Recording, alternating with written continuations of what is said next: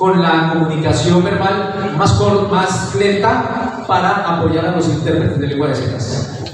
Listo, muchas gracias. Continuamos por acá. El corte de comerciales me lo descuentaron. El tiempo. Listo, bueno, vamos a continuar. Por favor, vamos con la siguiente diapositiva. Siguiente, por favor.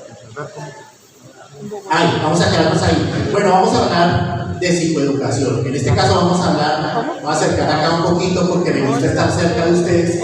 Vamos a hablar de lo que son las emociones. Todos hemos oído hablar de las emociones, todos sentimos emociones, experimentamos emociones, pero ¿qué son las emociones? Yo quiero darle la oportunidad rápidamente a alguien que me diga para ustedes qué son las emociones. Nosotros entendemos por allá como algo como inmaterial, algo como etéreo, pero en realidad, ¿qué son las emociones para ti? ¿Qué son las emociones? ¿Qué es una emoción? Muy buenos días para todos. Las emociones son cuando uno está triste, alegre o no sabe qué podría relacionar las emociones. Esto depende de cómo uno las está volando. El ánimo. Ok, gracias. Hace referencia como a un estado de ánimo. Para ti, ¿qué son las emociones? Momento como reacción, estamos tristes, alegres, ¿cómo nos sentimos?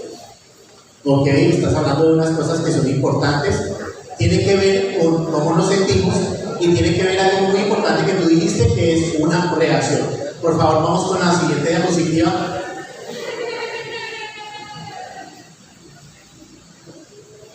Listo, básicamente, ¿qué es una emoción? Una emoción básicamente es una reacción natural. Es una reacción que produce nuestro organismo, que produce nuestra mente en un estado específico, es decir, ante un estímulo, es la forma como nuestra mente, nuestro cuerpo reacciona. ¿Listo? Vamos con la siguiente. ¿Y cómo se produce esa emoción?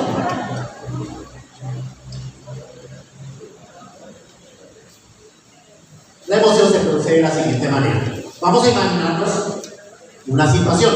Nos llaman por teléfono y nos dan una mala noticia que nos pone tristes. Entonces llega un estímulo externo, ingresa a nuestro sistema a través de los órganos de los sentidos. Eso se llama una sensación. Es decir, recibimos un estímulo, ese estímulo es una sensación, nuestra mente, nuestro cerebro lo procesa y como resultado se viene algo que conocemos como una descarga de neurotransmisores y eso lo que produce es una respuesta física. Esto es lo que nosotros conocemos como una emoción. ¿Listo? Entonces, básicamente, las emociones ¿en dónde se producen? A veces uno las siente en el estómago, a veces uno las siente en el corazón, ¿cierto?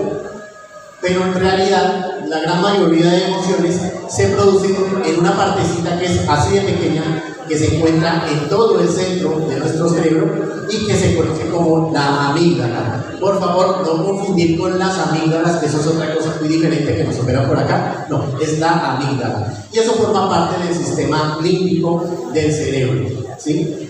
Cuando se produce una emoción, lo que hace el cerebro básicamente es liberar unas sustancias químicas que se conocen como neurotransmisores.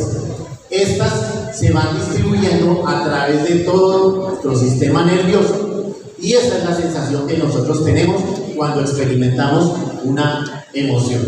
¿Listo?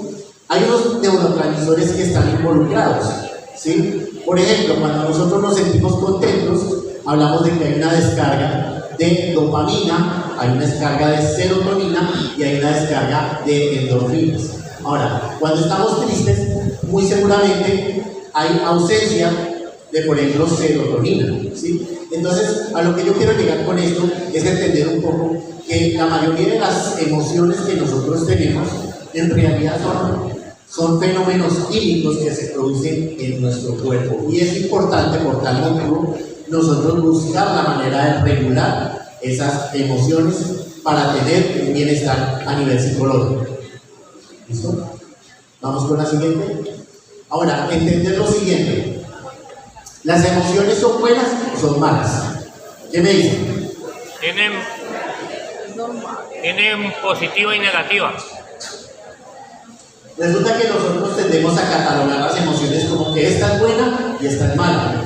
Entonces a nosotros nos parece que la alegría es una emoción positiva. Ah, no, ¿quién no quiere estar alegre? Entonces todos decimos que ponemos la alegría en el lugar de las emociones buenas y la tristeza, por ejemplo, en el lugar de las emociones malas. Sin embargo, es importante que nosotros entendamos algo. Todas las emociones, o sea, las emociones en sí no son buenas ni malas. Las emociones, en realidad, dependen de cómo las gestionemos, pero todas las emociones cumplen una función.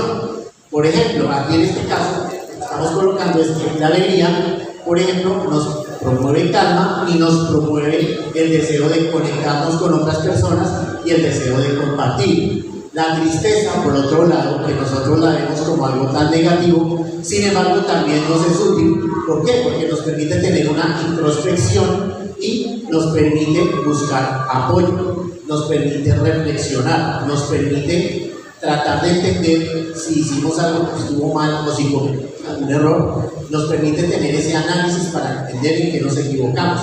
Entonces, en ese sentido, la tristeza nos es útil también. El miedo, por ejemplo, a nadie le gusta tener miedo, pero si usted se va a meter a un callejón oscuro y siente miedo, pues agradezca que siente miedo, porque ese miedo muy probablemente le está salvando la vida. El miedo lo que hace es protegernos frente a una amenaza o frente a un peligro inminente. Por otro lado, la ira también nos sirve. La ira nos sirve para reaccionar de una injusticia o nos sirve también para colocar límites. El asco nos protege, el asco uno no creería que fuera una emoción, sin embargo lo es, y el asco, por ejemplo, nos protege frente a un elemento o nos previene de ingerir algún elemento que pueda ser nocivo para nuestra salud. Y finalmente, la sorpresa nos permite adaptarnos a cambios, a nuevas circunstancias. ¿Listo? Ese es el tema de las emociones. Es importante conocerlas. Estas no son todas las emociones, hay una cantidad de emociones que se desprenden de estas que miramos, pero básicamente es entender un poco la naturaleza de las emociones. Y entender que las emociones dependen principalmente de cómo nosotros las gestionamos. Es importante gestionar nuestras emociones, aprender a manejarlas para tener un bienestar a nivel psicológico, a nivel mental. ¿Listo? Ahora, pasando del tema de las emociones, muy seguramente esto nos va a llevar a este tema, que es la gestión del duelo por discapacidad. Cuando una persona adquiere una discapacidad, necesariamente tiene que pasar por un proceso de duelo. Recordemos que el duelo no es solamente cuando se nos muere un ser querido. A veces nosotros creemos que el duelo es porque se nos murió, no sé, se me murió un familiar, se me murió mi mascota, pero el duelo tiene que ver con todo lo que implica una pérdida en nuestra vida.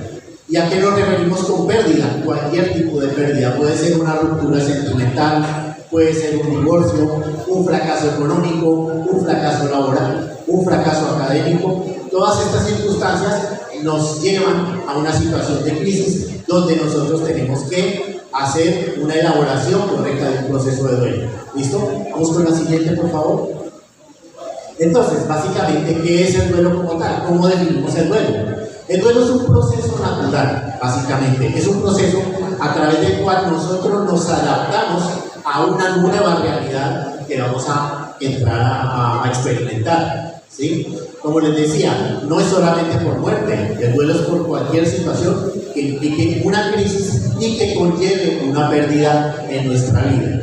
Entender también que el duelo se elabora de manera individual. Yo no puedo decirle a una persona cómo tiene que elaborar su duelo, porque cada persona es diferente y cada persona se adapta de manera diferente a su nueva realidad. Es decir, que no hay un tiempo exacto, aunque se espera que el duelo, para que no sea un duelo patológico, se espera que se gestione en un periodo inferior a 1 año y medio. Cuando el duelo supera este periodo de tiempo, ya se habla de un duelo patológico, el cual requiere de atención por psicología.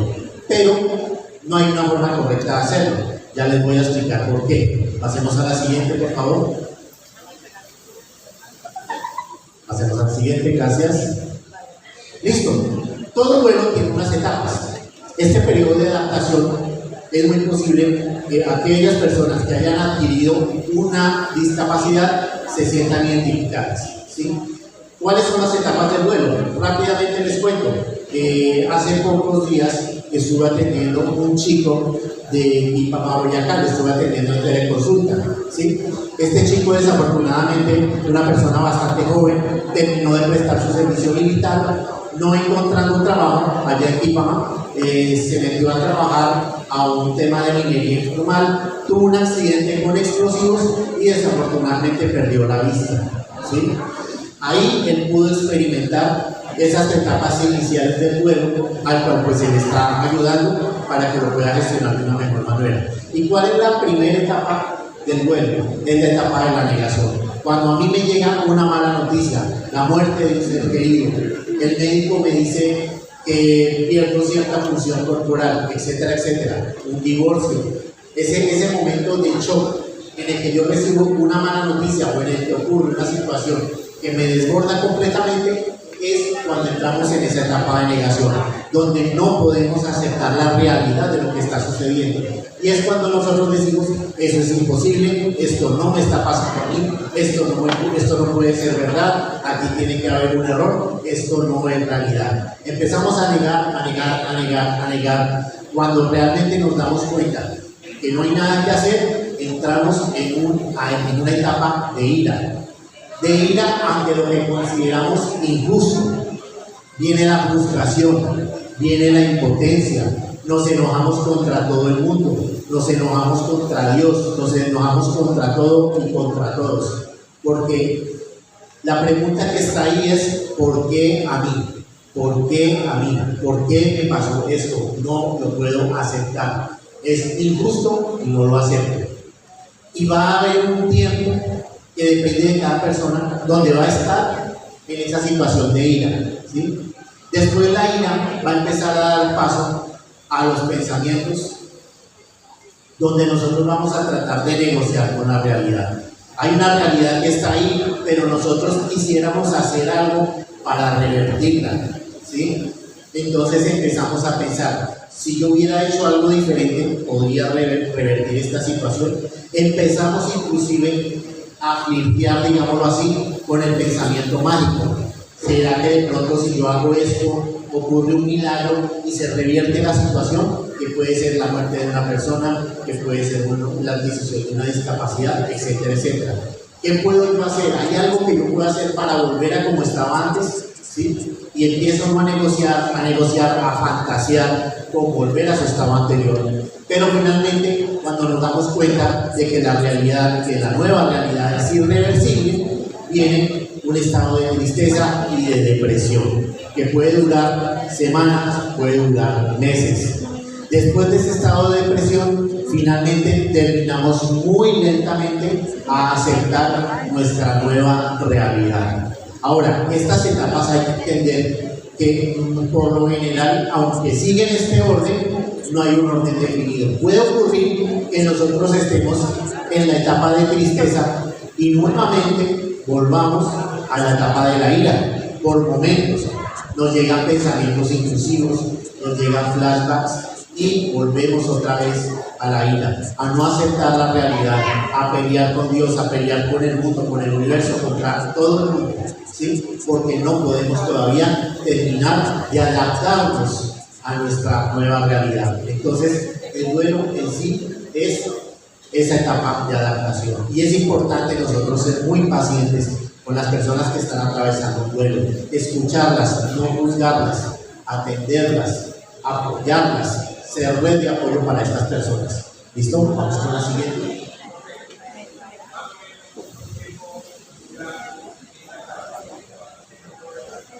Depende de la duración de cada etapa, como les digo, depende de cada persona. Depende de cada persona. Obviamente, también la discapacidad, el tipo de discapacidad, algún tipo de discapacidad puede ser más duro de afrontar que otro, ¿sí? Pero recordemos que el duelo es por muchas circunstancias, no solamente por un tema de discapacidad. ¿Listo? Vamos en esto, pero ¿cuáles son algunas recomendaciones a través de las cuales nosotros podríamos gestionar ese duelo de una mejor manera? Hay personas que sienten tristeza,